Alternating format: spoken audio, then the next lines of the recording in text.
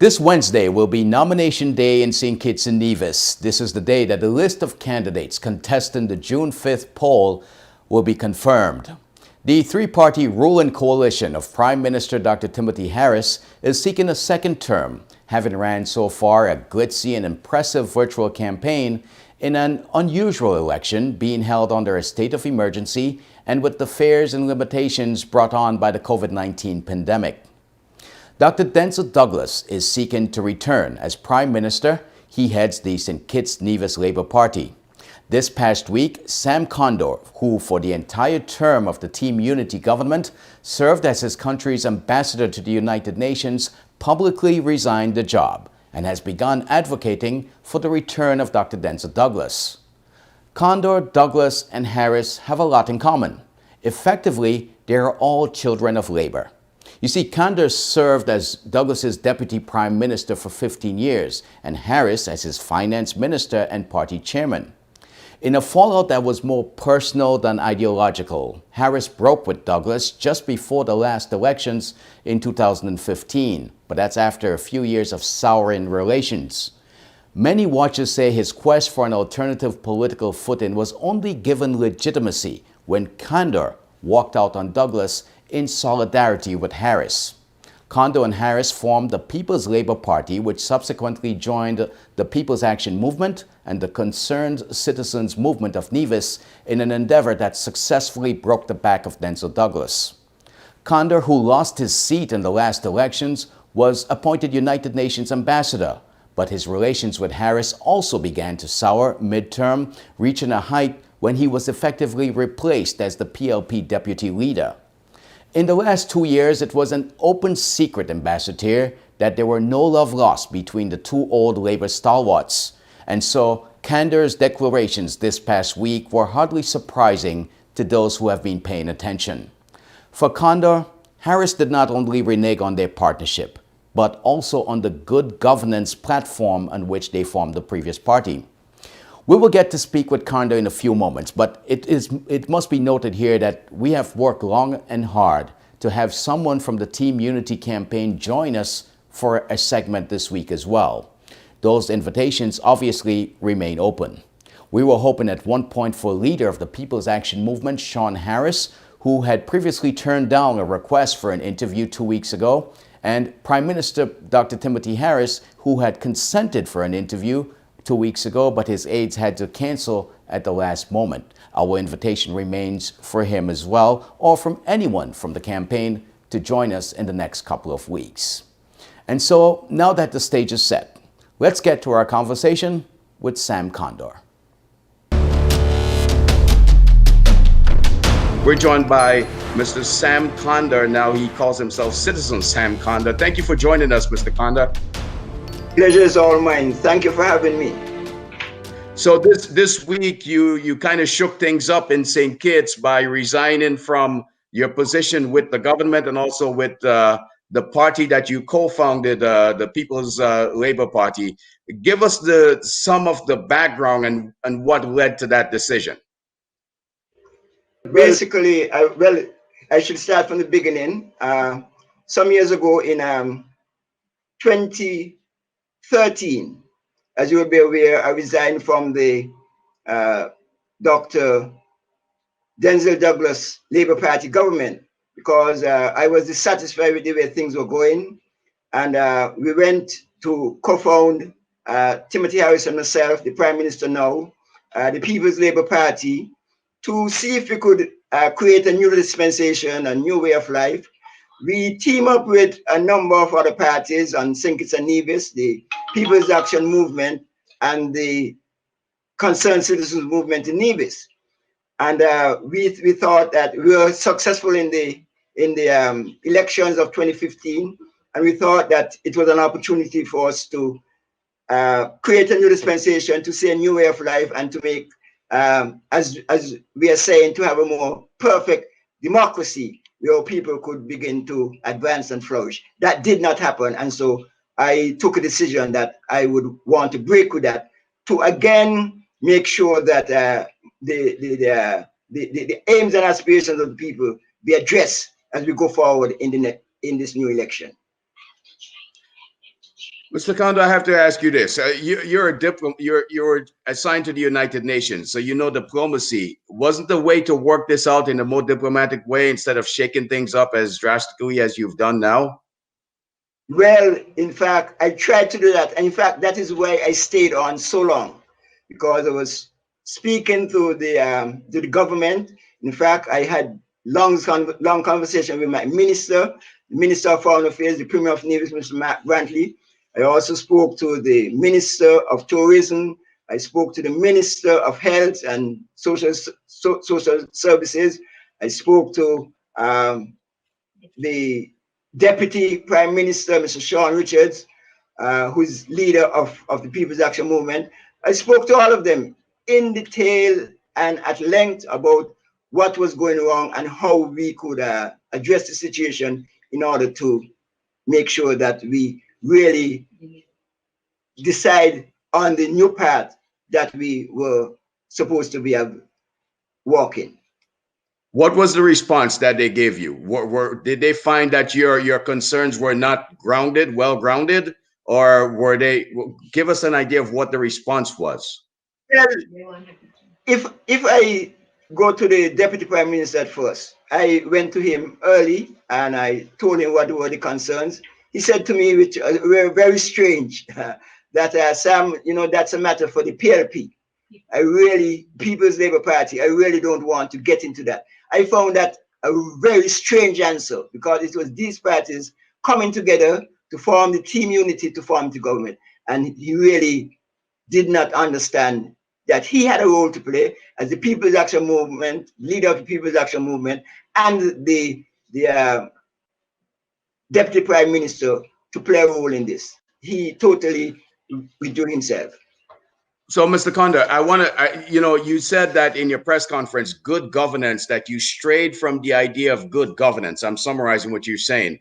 Give us an idea of what good governance are you referring to, and where did this government go wrong or stray from the good governance? Give us some examples of that.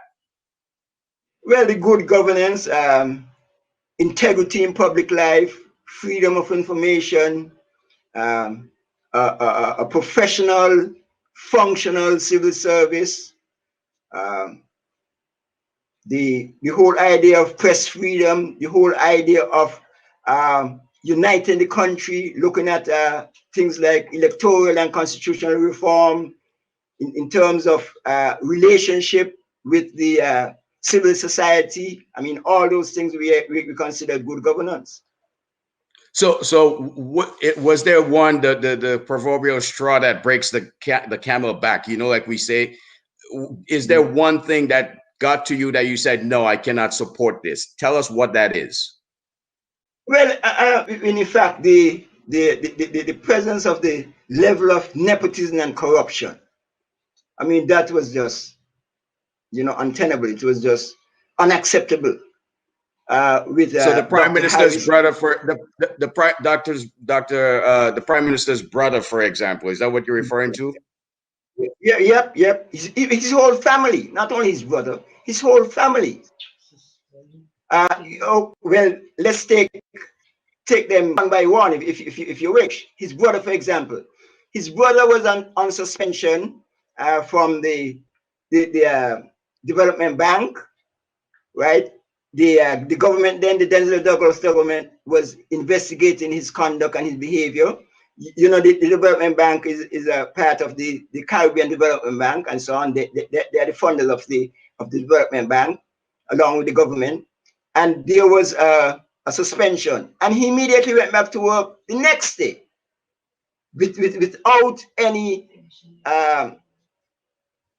assessing the issues why he went on suspension, and then given increasing power, was put on the head and led many organizations. He's on the Citizenship by Investment Program. He went on the Social Security Board, which I thought was the most glaring example of conflict of interest. Here is it: the Development Bank is a client of Social Security, the biggest client of Social Security. It's the most delinquent client of Social Security, and you're putting the CEO, the manager of the Development Bank on the Social Security Board as part of the investment committee. You can't want a bigger and glaring conflict of interest than that. Mr. I mean, Condor, I some spoke. good things, some good things have happened in St. Kitts in the last few years. Crime is down. I think the number I read was 16%. The economy seems to be flourishing. You paid off an IMF debt of 117 million. You have a new cruise port. Tourists is flocking to the country. Yeah, yeah. Those gains, do all of those, the good governance issue, does it override those gains in your mind? Absolutely. Let me tell you, when it comes to economic uh, gains and economic performance, Team Unity cannot compare with the Denzel Douglas administration. There's no comparison. Douglas will beat them hands down.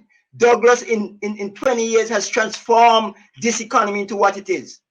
In fact, when Denzel Douglas left office, he left $900 million to address the matter of the IMF.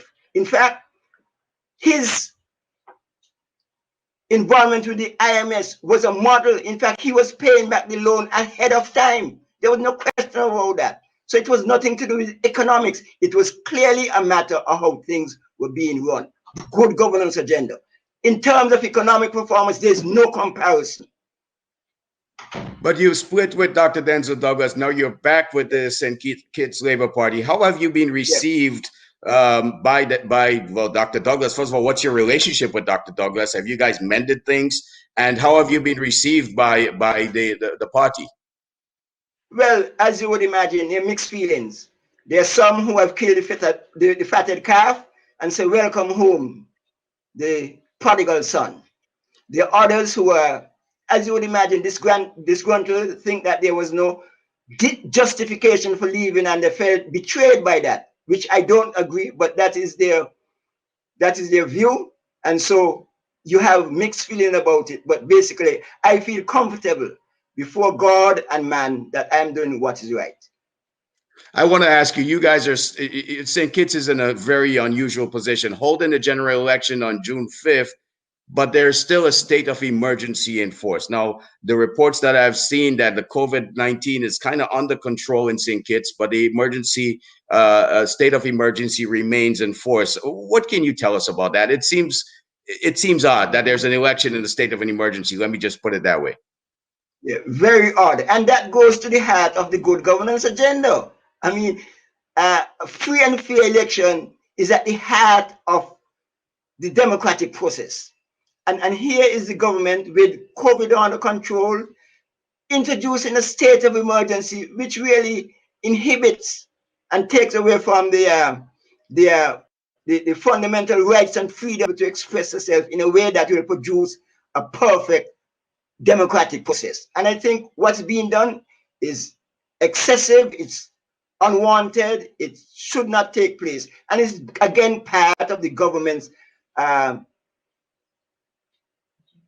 decision, part of the government's style of not adhering to good governance policies. So what is the government saying? Why are they going to lift the we still have what, 2 weeks to go? Are they going to lift the state of emergency ahead of the elections? Do you know? Well, we don't even know that. This is how the government is operating. And again, I go back to the heart of the good governance agenda. The way the government is operating is really undemocratic, almost despotic. I mean, the government, the last set of regulations, right? We were down on what you call the lockdown, 24-hour lockdown on weekends.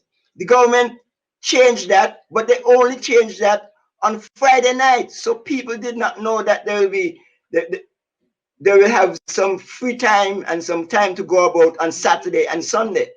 And this is the style of the government. This is how they behave. And this is at the heart of the issue of good governance.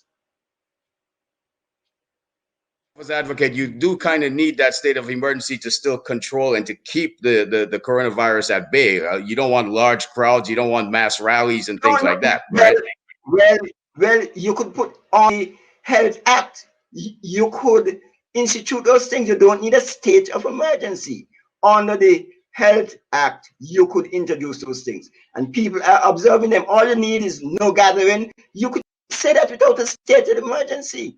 Wear your mask, social distancing, sanitizing, washing your hands. All those things could be applied without a state of emergency. And a state of emergency is an extreme case of controlling your citizens. You don't want that under Mr. Condor, before we run, you have had a long and celebrated career in politics in St. Kitts. What's next for you, sir? What happens next? Well, what happens next is what the country demands of me. I have an obligation and a responsibility. I believe that is my role, that my purpose, that my mission. I want to see that my country have a perfect democracy. I believe that that is how countries grow, develop, progress, by citizens who have the know-how, the knowledge and experience, taking that in making sure that the country is on the right track. Are you actively campaigning? Are you actively campaigning for the St. Kitts-Nevis Labour Party, the Dr. Denzel Douglas Party? I am campaigning for a better St. Kitts-Nevis. I am telling people what this country needs. If you heard the speech at the press conference, what this country needs is you look at all the candidates, look at the policies, and look and see which is the better party, who are the better candidates in order to go forward. And I am making that presentation to the people, asking them to look, doing my own analysis and assessment, and putting forward my own views. And I hope that the country will. Let me ask you this. Let me ask you this. You've served under both Denzel Douglas and Dr. Timothy Harris. Who would you support in the next election? Dr. Denzel Douglas, hands down. There's no comparison. Dr. Douglas is by far. Okay. Dr. Douglas is by far the better leader. Like I said, he went wrong. He had some missteps. He made some mistakes. He has admitted that, and he has said that he's willing. He understands where he went wrong, and he's willing to make amends. He has atoned. He's been contrite, and I believe it's an opportunity. What the country needs now, especially with his experience and his connection in terms of the regional and international politics, our country needs that person now to move our country forward post-COVID and beyond. Mr. Condor, thank you so much for joining us, and apologies for the technical issues in the beginning. We just must let our viewers know we had booked the Prime Minister of St. Kitts, Dr. Timothy Harris, to be on the show, and we had some issues and could not have him, but the invitation remains open for any member of Team Unity in St. Kitts to join us and to let their platform be heard on this medium. This is The Week That Was. We will be right back.